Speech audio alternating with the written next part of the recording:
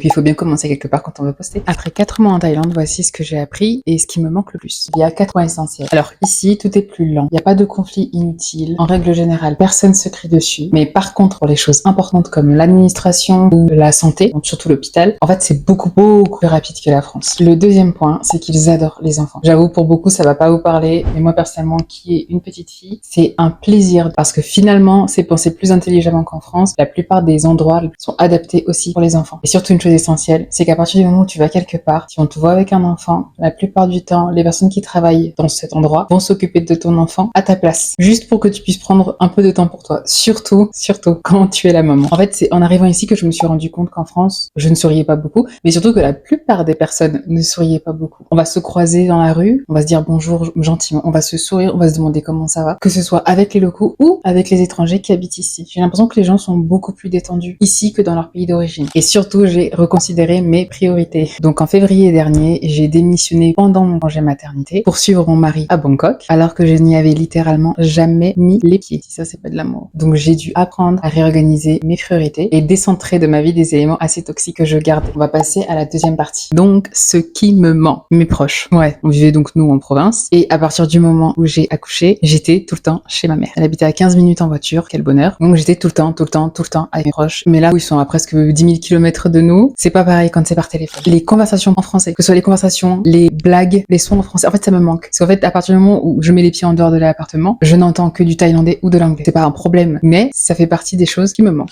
Un autre point, les saisons. Je sais que personnellement, beaucoup vont me prendre pour une folle de dire ça, mais je préfère l'hiver à l'été. Mais après, je veux un peu de fraîcheur. Et s'il y en a pas, en fait, si tu veux de la fraîcheur, tu vas sous la clim.